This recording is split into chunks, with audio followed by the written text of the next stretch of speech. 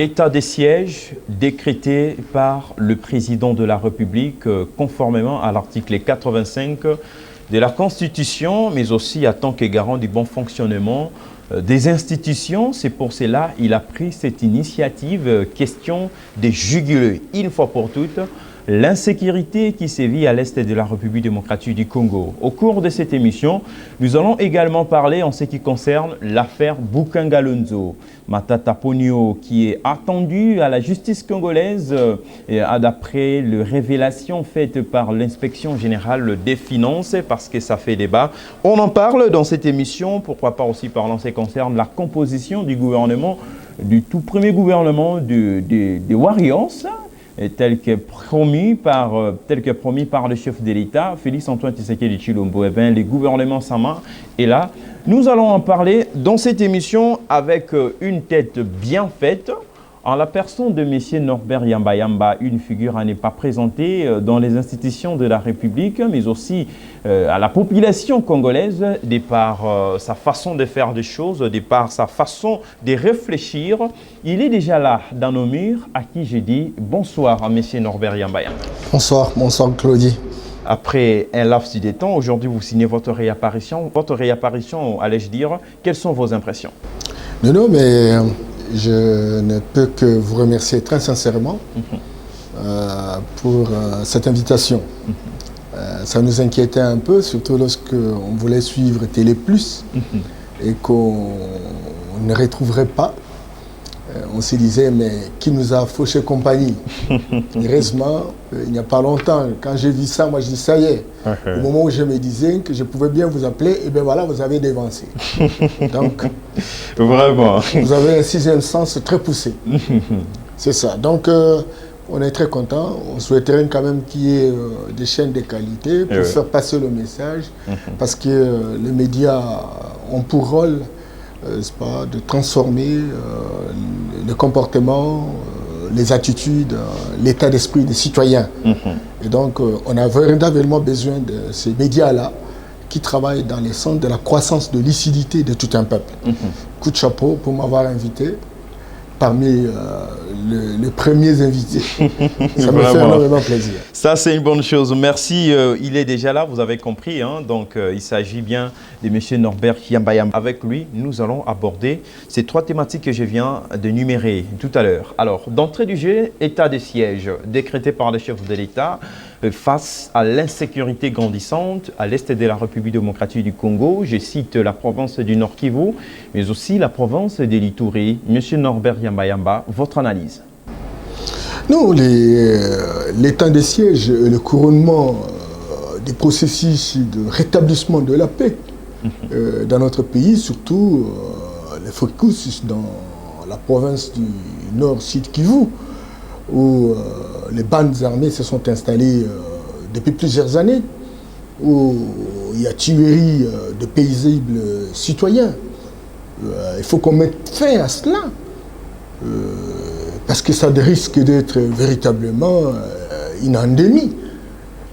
Et c'est pour cette raison que le président de la République, qui a pris une série de décisions au départ, celle d'augmenter le nombre de militaires de 11 à 21 000, celle de requinquer naturellement les militaires sur les champs de bataille, celle de les équiper, de payer les soldes, de construire la diplomatie avec les pays supposés alimenter toutes ces rébellions, etc.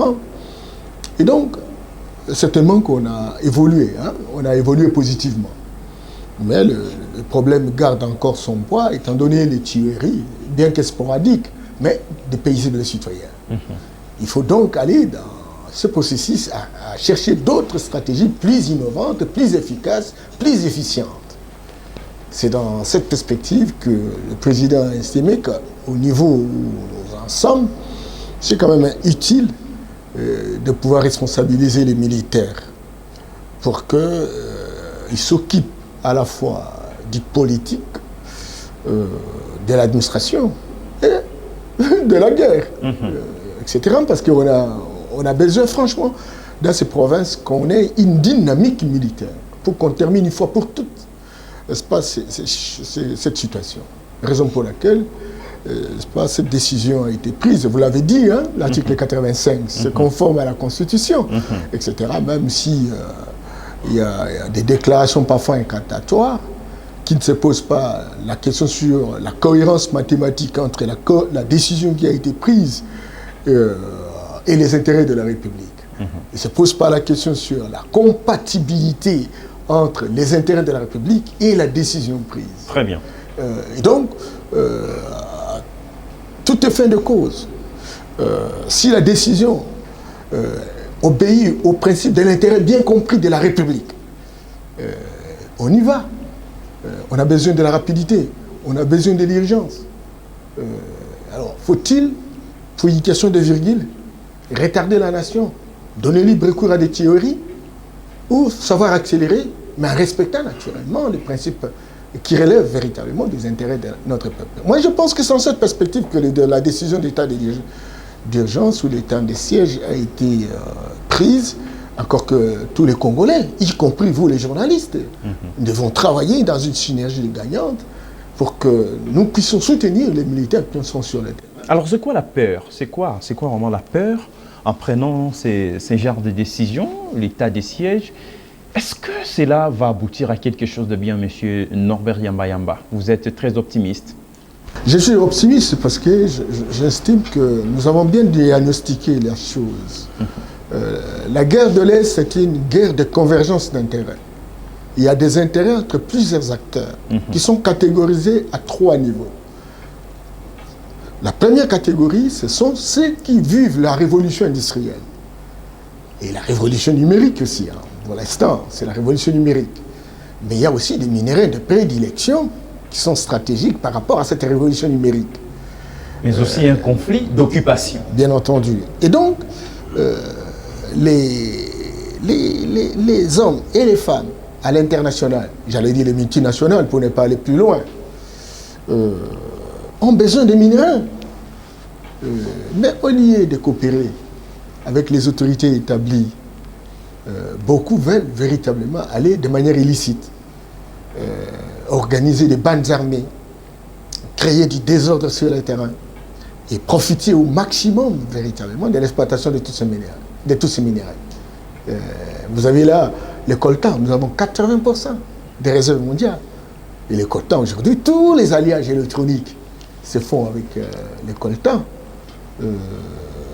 Et donc, ce soutien-là pose tellement de problèmes. Deuxième acteur, sont nos voisins.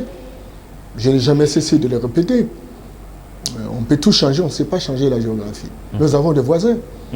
Le Rwanda, l'Ouganda. Qui ont besoin effectivement de se battre pour le développement de leur pays respectifs. La Zambie également. Le Congo, c'est un sous-continent, quoi. Nous sommes enviés. Et ces pays voisins, qui sont nos voisins d'ailleurs, acceptent de jouer le rôle des sous-traitants. Ils sous-traitent les multinationales, mais ils ont besoin d'avoir des relais volontaires à l'intérêt de la République. Et ça, c'est le troisième acteur, qui sont des politiques de la République, qui, en complicité ou en complotation, trouvent des dividendes. En recevant également des minéraux aussi qu'ils vendent. Il faut aller au Nord Kivu, il faut aller à Butembo, il faut aller à Béni, vous allez voir. Il y a même des gens qui sont ici, on n'a jamais cessé de les dénoncer, qui alimentent la guerre parce que le désordre leur permet de pouvoir faire, n'est-ce pas, de l'exploitation. Raison pour laquelle il y a des millionnaires, etc. Donc, tous ces 3 acteurs travaillent de manière synergique dans le sens de déstabiliser les République. Très bien.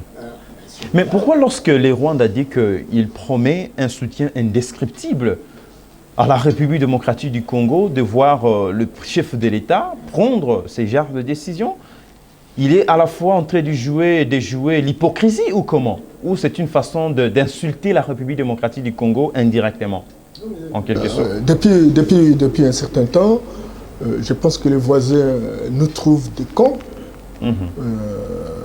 Pensent qu'au Congo, il n'y a pas des hommes intelligents. On leur a donné un grand pays qu'ils ne savent pas gérer. Ils parlent le même langage avec les Occidentaux. Pour dire que bon, tant qu'on sera là, tant qu'on peut les déstabiliser, il n'y aura pas de décision, il n'y aura rien. Alors maintenant, il faut véritablement jouer le jeu d'imposture. Donner l'impression qu'on nous soutient. Mais en faisant autre chose. Certainement que, bon, le président Tshisekedi n'est pas un imbécile. Il connaît les tenants et les aboutissants. Mais fidèle à sa vocation panafricaniste, il pense qu'avec la diplomatie, au niveau de l'Afrique, au niveau de la sous-région, et donc on peut arriver véritablement à dégonfler certaines velléités. C'est comme ça que vous voyez, juste à l'arrivée, il a fait beaucoup de voyages au Rwanda, en Ouganda, en Zambie, même en Tanzanie. Pour qu'ensemble, on est des voisins, on est des Africains, nous avons l'agenda 2063 qui permet véritablement à l'Afrique d'être révolutionnée. Et la perspective, c'est de créer un seul État fédéral. Et que les différentes sous-régions, et vous avez suivi le président lorsqu'il a prouvé la problématique de la ZLECAf, la libre-échange. Oui, oui. Il dit, commençons par nous organiser au niveau de la sous-région. Il y a 5 régions. Il y a la région du Nord, la région du Sud, la région du Centre, la région de l'Est et de l'Ouest. Nous sommes avec les Rwandais dans CRGL. Si nous pouvons créer, n'est-ce pas, des relations, des renforcements mutuels, si nous pouvons créer des projets intégrateurs ou des projets fédérateurs, les Rwandais, nous partageons les mêmes lacs. Mais vous ne voyez pas que... Allez-y rapidement, parce qu'il y a une question que je risquerais d'oublier. Le Rwanda exploite le gaz méthane. C'est son gaz qui est fabriqué, n'est-ce pas, extrait au Rwanda, qui est vendu à Bukavu, qui est vendu au Nord Kivu. Beaucoup viennent avec ça ici. Il a pris pratiquement notre marché.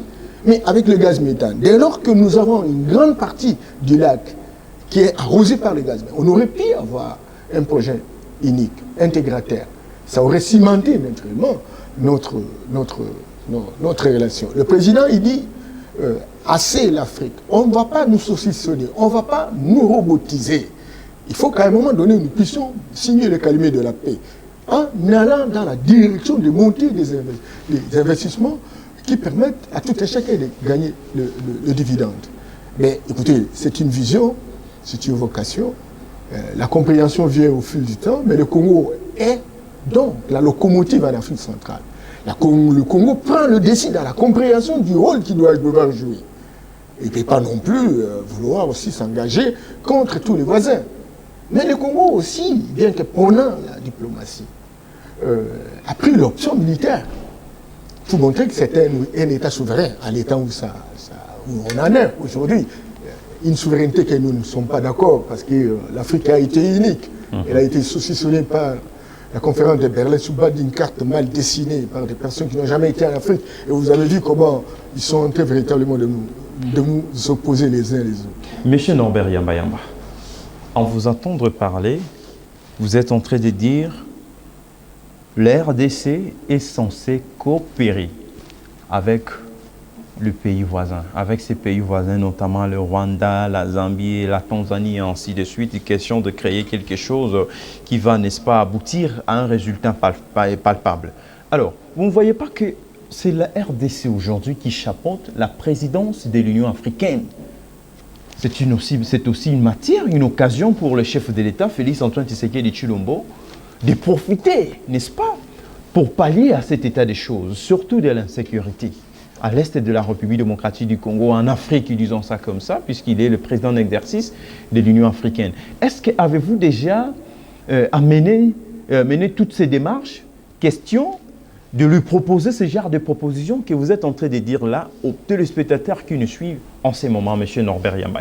Non, le président est même très avancé lorsqu'il parle de la zone de libre-échange. Oui, lorsqu'il est en Afrique, il dit qu'à bas, les morts des jeunes Africains, etc.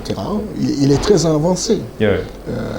Toujours dans le même élan, le président est en train de parrainer aujourd'hui les négociations entre les protagonistes. Cela est au bénéfice de la RDC. C'est ça ma question. Entre les gens qui se disputent, n'est-ce pas, des eaux du Nil, du fleuve Nil, avec la construction du barrage de la Renaissance en Éthiopie, etc. Celui qui a dégonflé les tensions, celui qui a dédramatisé l'atmosphère des relations entre les deux pays, qui était juste à la porte de la guerre, etc. C'est Félix Tshisekedi. Donc, il ne peut pas non plus travailler pour les autres, il n'est pas travaillé pour son pays. Raison pour laquelle, vous avez vu, il a effectué plusieurs déplacements au Rwanda, en Ouganda, en Zambie. Pour quel résultat? Pour quelle finalité? Ils sont dans un processus. Parce que ces rebelles sont présumés être, n'est-ce pas, des Rwandais, des Ougandais. Alors, c'est là profite à quoi? Oui, mais au fil de temps, pourquoi on arrête aujourd'hui certains ADF qui parlent anglais? Ça nous a permis, naturellement, aussi d'avoir des indicateurs pour prouver à ceux qui croient et qui pensent et nous faire croire qu'ils sont avec nous, ils sont d'accord par rapport à ce qui s'est fait, etc., et qui nous soutiennent. Dès lors que nous avons des indicateurs sur le terrain, dès lors que nous nous organisons sur le plan du feu, et que nous avons des militaires qui connaissent aussi les terrains. Parce que j'avais suivi à un moment la presse internationale lancer des boulets rouges sur ces militaires qui ont été donnés qui étaient nommés à la tête de ces provinces, etc., soit en disant que ce sont des rebelles, etc. Quand vous entendez les médias occidentaux, je ne veux pas partager la vision de Michel Collomb, qui est un Belge, qui considère que tous ces médias sont des médias mensonges, qui profitent sur les mamelles de leurs gouvernements respectifs, etc. Et donc, ces médias ont essayé de stigmatiser, naturellement, tous ces militaires qui ont été nommés, qui connaissent bien le terrain, mais qui ne sont pas de ces provinces. Simplement parce que, pauvre pou, il y a eu des complicités internes aussi, en fait. Il y a eu des complicités internes. Certainement que, bon, il y a évolution. Ceux qui ont cru qu'on a affaire à des camps, je crois qu'au sommet de l'État, ils n'ont pas la possibilité, n'est-ce pas, de manipuler. Parce que c'est un opposant depuis de longue date, entraîné dans la cour du roi, qui a une puissance non seulement politique, mais spirituelle. Et vous avez des militaires qui ont été dans des grandes écoles, qui sont très professionnels, mais qui connaissent. En cas de fiasco, il y aura lieu à procéder à l'évaluation, en quelque sorte, où on va prendre d'autres dispositions. Mais écoutez, on parle de dispositions parce qu'on a évalué, non? Il y a eu une série de décisions qui ont été prises. C'est de l'évaluation informative, à mi-parcours, etc., qu'on arrive à dégager. Par rapport à l'état des sièges. Bien entendu, oui. Bien entendu. Et donc, l'état des sièges, on les fait dans un mois, parce que les gens veulent dire que bon, dans un mois, il faut que tout se termine, etc. Quelque chose qui a duré plus d'une vingtaine d'années. Voilà. Et donc, on y est. On est en train d'avoir des résultats. On va évaluer en ayant le délai. Et on va voir si ça est encore nécessaire. Les procédures sont connues. Et on va faire un réajustement par rapport à Est-ce que ça sera possible? On aura quelque chose de bien en termes de résultats? Mais il y a des guerres qui ont fait. La guerre de 40 à 45 a fait combien d'années? Finalement, c'était terminé. Et donc, en fortiori, une guerre non conventionnelle. C'est une bonne décision saluée par M. Norbert Yambayama. Mais les effets sont là, les indicateurs d'appréciation sont là, les résultats sont là. Les résultats sont là. En ayant pratiquement une semaine, on a des résultats qu'on aurait pu obtenir il y a de cela 10 ans. Donc, moi je suis très rassuré, encore qu'il faut cesser d'être sceptique. Le scepticisme, c'est un danger public. Et moi je crois que les hommes et les femmes qui ont une vision visionnaire pour la gestion managériale de la société, partent de l'utopie. Même quelque chose dont on sait que ça ne va pas se réaliser, mais parce qu'on a une volonté volontariste, on y va et on y arrivera. Vous pensez que la tâche incombe au FARDC et requiert également le soutien de toute une nation? Le combat, c'est la RDC qui est menacée. Et donc, les militaires travaillent pour le compte de la RDC, mais encore qu'il faut que nous soyons tous derrière eux. J'ai beaucoup aimé le député Nsingi Mboulolo, Ouais. qui aurait même demandé à ce qu'on cotise de l'argent. Vous savez, les moyens, nous avons beaucoup de priorités. Le gouvernement vient d'arriver, etc. Mais pourquoi on ne le ferait pas? J'ai vu la guerre des 80 jours. Même les paysans, chacun pouvait apporter même sa chikwang pour amener sur les champs de bataille. Ça, c'est la responsabilité aujourd'hui des Congolais, de pouvoir montrer que nous sommes seuls, nous sommes un seul peuple, y compris les opposants. C'est vraiment dommage qu'on prenne des décisions, au lieu qu'on propose un certain nombre d'alternatives, de réchange, l'opposition verse dans une sorte d'incantation pour dire que voilà, c'est l'amateurisme, il n'y a pas de solution. Mais alors, lorsqu'on attend, on n'attend rien en termes de solution. Que pensez-vous du retrait de la MONUSCO, de la République démocratique du Congo, accusée de ne rien faire alors qu'elle est censée assurer pleinement ses responsabilités vis-à-vis de la République démocratique du Congo, le maintien de la paix et la sécurité à l'est de la République démocratique du Congo? D'ailleurs, il y a d'autres massacres qui se font non loin du quartier général de la MONUSCO. Cher Glody, on est mieux servi que par soi-même. Cher Glody, il existe une chance qui est devenue en vogue sur le plan international aujourd'hui, la géopolitique, la guerre des influences, de puissance. Les nations qui sont faibles sont des nations qui deviennent des poids de puissance. Et les différentes structures internationales qui ont été mises en place deviennent des instruments de pénétration de ces puissants. Et donc n'entendez pas que telle ou telle organisation, FITEL, ONU ou le système des Nations Unies viennent travailler pour que les Congolais trouvent leur compte. Cependant, il y a une organisation, bien entendu, qui a été mise en place, mais qui profite beaucoup aux déshydratants de ceux qui sont plus puissants. Et donc, moi je crois, aujourd'hui, plus que jamais, bien qu'en faisant confiance à l'ONU, qui a joué à un moment un rôle dans notre pays, même si ce rôle ne se fait pas sans dividende, ça c'est évident. Mais écoutez, nous devons nous organiser pour montrer que nous sommes aussi un peuple souverain. L'heure est au retrait de la MONUSCO, en quelque sorte. Toutes les négociations se font dans le sens qu'on réduise, parce qu'il faut quoi faire. Donc on réduit seulement l'effectif des casques bleus. Nous avons des militaires. Nous avons des militaires qui ont été formés. J'avais suivi quelqu'un me dire, écoutez, M. Yamba, mais pourquoi on ne ferait pas le rappel des troupes? Tous nos voyants militaires qui ont été formés dans les académies à travers le monde. Le moment est arrivé. C'est le moment de les drainer tous autour d'un idéal commun. Sans beaucoup de divergences, sans beaucoup de contradictions. Merci. Dans les décisions qu'il faut prendre, etc. Et donc, la MONUSCO, elle est là. Elle a un rôle à jouer, encore qu'il faut qu'elle joue pleinement ses rôles. Il est anormal qu'à quelques mètres, on tue les gens et on ne voit pas. Très bien. Et nous disons qu'on est mieux servi que par soi-même. Oui, on a besoin de la MONUSCO, ça c'est évident. Ce n'est pas nous qui libérons l'argent, c'est vrai. Mais il ne faudrait pas que les intérêts cachés soient véritablement de mise. Il va falloir que, encore que bon, il faut réaménager, il faut restructurer l'ONU, parce qu'il n'y a que 5 États qui ont le droit de veto. Donc, vous comprenez là que c'est la volonté de ces gens-là qui jouent. Mais ils ne sont pas contre, parce qu'il faudrait comprendre la vision du président de la République. Mais nous voulons qu'il y ait une justice juste, même sur le plan international, et que la géopolitique ne soit pas inégalitaire. C'est pas normal. C'est pas normal. Merci. Nous allons prendre le deuxième volet de notre émission qui consacre à la composition du gouvernement Sama. Le gouvernement est là.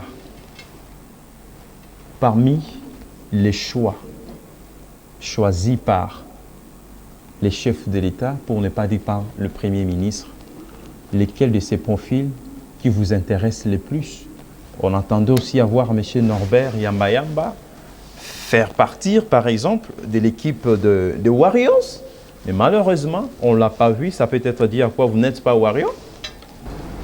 Écoutez, vous n'êtes pas Warrior. Certainement que dans une émission que nous avons réalisée avec vous, j'avais déjà dit que le gouvernement Sama devra être composé de warriors. Donc, je n'ai pas utilisé le terme warrior, mais j'ai parlé des guerriers. Des guerriers. Ceux qui acceptent de mourir sur les champs de bataille pour assassiner la pauvreté. Et là, il faut définir les critères.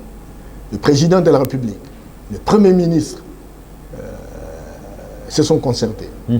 Ils ont défini le portrait robot d'un guerrier pour la circonstance. Et parmi ces guerriers, M. Norbert Yamba n'y est pas. Mais la preuve, c'est que je ne suis pas là.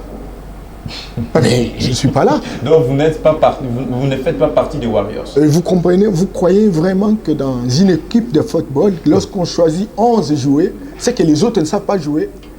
Mais ça veut dire en fait que la réglementation voudrait qu'on ait 11 joueurs sur le terrain. Donc vous n'êtes pas, vous ne faites pas partie de la première équipe, vous êtes de la seconde équipe. Je ne peux pas m'auto-apprécier. Je ne peux pas. Il n'y a que les autres, au regard des critères qui ont été arrêtés, qui peuvent me balancer. Et parmi ces critères, lesquels qui vous intéressent, parmi ces profils, lesquels qui vous intéressent le plus? Parmi ces ministres, lesquels qui vous intéressent le plus? Parlons du profil idéal. Ouais. Oui. Ouais. D'un ministre. La capacité technique. Oui, la capacité technique, comme vous avez toujours l'habitude de le dire. Ouais. Oui. La capacité technique. Allez-y. De venir dans un ministère, d'élaborer son propre plan, qui entre en cohérence mathématique avec le programme gouvernemental, et cette capacité de se choisir une bonne ceinture, c'est-à-dire des très bons collaborateurs, pas un choix qui est dicté par un système de copinage, pas un choix dicté par des amitiés d'enfance, par exemple, d'enfance ou de famille, mais une ceinture. Vous savez, l'homme qui a un pantalon, s'il n'y a pas de ceinture, le pantalon tombe. Et donc, la ceinture devient intéressante parce qu'on ne peut pas tout savoir. Mais il faudrait aussi que la personne soit en mesure de se choisir des hommes et des femmes qui ont un sens aigu de la gestion de la République et qui sont capables de l'aider à porter très haut la responsabilité qui est la sienne. Et cette capacité technique va permettre, au-delà de la planification, au-delà de l'élaboration d'un plan mensuel, au-delà de l'évaluation à chaque fin de mois, écoutez, faire un dispatching des responsabilités, imposer la même volonté au niveau des instances supérieures. On ne peut pas quitter Kinshasa aller à la province si on ne connaît pas ce que va faire la province pendant cette période. Ceci suppose effectivement qu'on a le chronogramme des activités de la province. Et on ne peut pas quitter Kinshasa, aller, je ne sais pas où, en amenant 20 ou 30 personnes, parce que ce sont des frères, ce sont des amis, etc., et qui vont toucher les frais de mission, indépendamment, naturellement, de ce que représente l'exigence pour savoir qui va faire quoi et qui est-il par rapport à la mission. Parce que l'on a vu, hein, le jour de remise et reprise, on a vu certains ministres venir avec leurs membres de famille, avec des sifflets, donc des remises, des reprises se sont convertis en des fêtes familiales. Donc on ne sait pas, est-ce que vraiment ces ministres-là ont vraiment l'intérêt, les soucis de travailler pour la nation ou carrément c'est pour leur famille ou comment? Non. On est africain. C'est-à-dire, on est africain, Non, à chaque circonstance. Il faut toujours festoyer. On est africain. On est africain. On est africain. Une responsabilité nouvelle. Être ministre, c'est pas n'importe quelle responsabilité. Faire venir les membres de sa famille. Non, mais écoutez, c'est pas un crime de lèse-majesté. Mais travailler pour l'intérêt de sa famille, c'est là qu'il y a un danger. Mais écoutez, avoir les membres de la famille, encourager la personne pour lui dire que vous avez un défi, vous avez un challenge. Nous sommes là pour vous accompagner, c'est pas mauvais. Mais lorsque on voudrait élaborer un cabinet, et puis on recrute les membres de sa famille, on recrute ses amis, etc., dans un système de copinage très pollué, tu vois, là ça devient un danger public. Autre chose, l'éthique. Qui vient faire quoi et qu'est-ce qu'il a déjà fait? Parce qu'en réalité, je n'ai censé jamais de le répéter, qu'il existe la discipline, ce qu'on appelle la mankemologie, j'insiste. La mankemologie. C'est-à-dire? La mankemologie est une nouvelle discipline, une nouvelle science, inventée par Kaliba et Don Assasmanto, qui est un Angolais, un savant sociologue, qui pense que lorsque je vais apprécier Yamba Yamba, qui a les allures des warriors. Et attention, c'est pas ça. Les comportements aux allures des warriors, mais réservés. Ce n'est pas ça. Ça c'est un débat de bas niveau. C'est pas grave. Nous sommes en train de travailler, nous sommes en train de parler pour le Congo. Ok. Je voudrais simplement dire, et ça c'est très important, cher Claudie. Allez-y, monsieur Norbert. Lorsqu'on a été dans un système, et on a vécu dans ce système vous colle à la peau.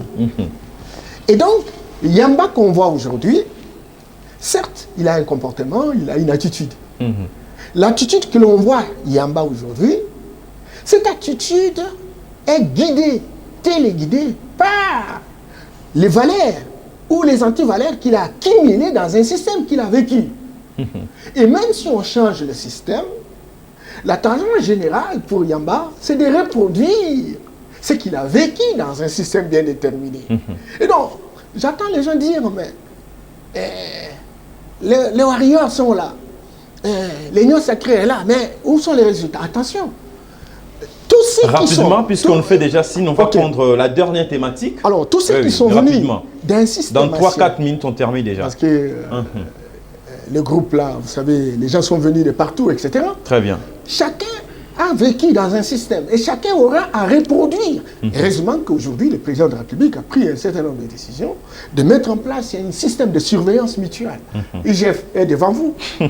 Justement, puisque vous avez ouvert la brèche, le Parlement, la société civile professionnelle, le cours et tribunaux, toutes ces structures de situation on voit les résultats, oui. Et même si vous voulez vous apporter les comportements d'ancien système, vous êtes bloqué par des garde-fous et vous ne pouvez plus avoir la marge de manœuvre pour poser des actes contre. Arrêtez, bon, ça ne suffit pas, mais il faut aussi confisquer. Ça sera une très bonne chose. Alors, puisque vous avez ouvert la brèche, laquelle brèche consiste à l'interpellation de Matata Ponyo, le Premier ministre honoraire de la République démocratique du Congo, sur l'affaire Boukangalonzo. Alors, l'IGF est déjà sur le dossier. En tant que Congolais, analyste des politiques, on veut également avoir votre analyse par rapport à la démarche entamée par l'Inspection générale des finances. Je me suis beaucoup, mais c'est sans son rôle, non? C'est de vérifier le compte de l'État, s'il y a conformité au niveau de la gestion, si les dépenses correspondent naturellement aux moyens mobilisés, etc. Et si ces moyens mobilisés ont été affectés de manière rationnelle et qu'il y a des résultats. Et donc, l'IGF fait son travail. Et puis bon, il y a le Premier ministre aussi, qui a aussi ses droits. La présomption d'innocence, c'est reconnu par la loi de la République. C'est ce qui fait l'esthétique et l'ambiance démocratique. La démocratie elle-même, c'est une gestion de contradictions. Pourquoi on en fait un problème? L'IGF a fait un rapport. Certainement que, bon, ces rapports ont tendance à responsabiliser... L'IGF ne se mêle-t-elle pas dans les attributions de la justice, en quelque sorte? Mais est-ce qu'il y a eu un procès de l'IGF? L'IGF, là. Il y a eu un procès, mais en tant que structure de contrôle, elle peut poser des questions pour consolider sa conviction autour des griefs qu'il peut formuler. Et celui qui a été habilité à prononcer la culpabilité de telle ou telle personne, c'est la justice. Et puis bon, c'est vrai que bon, quelqu'un peut se sentir diffamé. Comme j'ai entendu, j'ai vu dans un journal que l'ancien Premier ministre s'est plaint parce qu'on l'a diffamé. Ça devient intéressant. Il s'agit jusqu'à saisir l'inspecteur général des finances, Jules Alingué Tenkei. Mais moi, je n'utiliserai pas ce concept d'agitation. Je sais qu'il est dans ses droits de préserver son honneur et ses intérêts. Et par rapport à ça, il peut présenter une plainte. Et donc, on va voir. Pièce contre pièce. Pièce contre pièce. Ça devient intéressant. Dernière question. Marthe nous fait déjà signe, et donc on ne sait pas quoi. On a débordé les temps, on le saura. Dernière question, vous allez ramasser les taux. Qui concerne aussi toujours les sujets ayant trait à l'affaire Matata Ponyo. Lorsque le chef de l'État dit il n'y a pas lieu ici de fouiner dans les passés, c'est-à-dire des choses passées, on n'y a pas besoin de fouiner dans tout ceci pour savoir établir les coupables, les détourneurs de l'État et consorts. Mais aujourd'hui, lorsqu'on prend, on voit les dessous des cartes de l'IGF face aux promesses faites du chef de l'État, Félix-Antoine Tshisekedi Tshilombo. Cela n'a aucun rapport. Vous ne voyez pas que ça, c'est une façon de fouiner dans le passé, mais indirectement. En tant que journaliste d'investigation, il faut savoir obéir à un contexte contextualisé. Le contexte qui a poussé le président de la République à construire une synergie avec le FCC pour dire, si on fouine, on crée des frustrations, on crée des stress. On a besoin d'avoir une équipe soudée pour qu'on voie dans la direction de pouvoir assassiner la pauvreté de notre peuple. Ce contexte devrait le pousser à asseoir le calme, la sérénité, la tranquillité. Et ne pas frustrer les gens. Mais ce contexte n'a pas réussi. Ce contexte est essoufflé. Puisque cela n'a pas réussi, il est même démodé. Donc on est obligé de finir dans les passés. Non, c'est pas ça.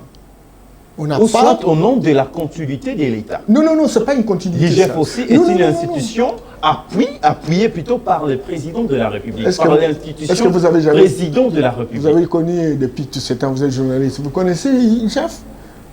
Ça existait déjà, mais Félix Tshisekedi est là pour donner de l'importance à cette institution. Et Félix est appuyé aussi par lui-même. Félix Tshisekedi est limité par la Constitution.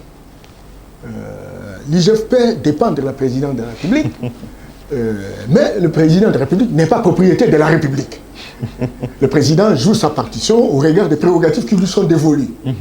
Et l'État, en tant que garant du bon fonctionnement des institutions. L'État donne aussi à l'IGF des responsabilités, donne à la Cour des comptes des responsabilités, donne, n'est-ce pas, à l'ANER ou à n'importe quel service des responsabilités. Rapidement, votre dernier mot, allez-y rapidement. Non, je voudrais simplement dire que, mes frères, le pays est devenu l'objet de boulets rouges à travers le monde, comme si on était des connards.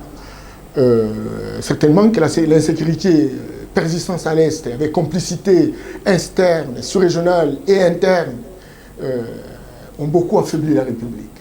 Nous avons besoin que les opposants, le pouvoir, la société civile, les médias, etc., tous comme un seul homme, nous puissions soutenir l'action qui se réalise aujourd'hui à l'Est avec nos militaires pour que déjà nous affirmions notre souveraineté avant d'aller dans la création d'un État fédéral d'Afrique. Et qu'on sente que nous sommes capables aussi d'apporter quelque chose à la redéfinition de l'ordre international. Et ça, nous avons besoin véritablement de la contribution de tout et chacun. Pour terminer, nous sommes en train de mettre en place un État de droit. Et l'État de droit joue à la primauté de la loi. Et la loi respecte tout le monde. Et la présomption d'innocence est connue. Encore que les différentes institutions, chacune joue sa partition. Ce n'est pas un drame, ce n'est pas un crime de lèse-majesté, mais c'est aussi les règles du jeu. Et pour gagner le jeu, il faut savoir les règles du jeu.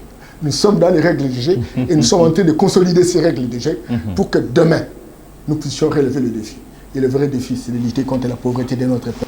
Très bien. Merci, M. Norbert Yamba Yamba. Je signale aux téléspectateurs que vous êtes 4 au sein de l'UDPS. Chers téléspectateurs, vous avez compris qu'il n'a pas pu épuiser sa matière, faute de temps.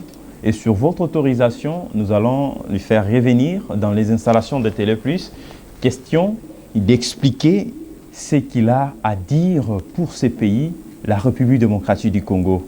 Merci à vous, M. Norbert Yamba Yamba. Je rappelle aux téléspectateurs que je vais vous faire revenir au courant de la semaine. Question d'aller en profondeur avec nos différentes thématiques, mais pas épuisées, faute de temps. Merci pour d'avoir accepté notre invitation. Merci vraiment, Glody, pour cette marque de sympathie jamais démentie. Merci, chers téléspectateurs. Le rendez-vous est bel et bien pris pour la semaine prochaine. D'ici là, portez-vous bien. Au revoir.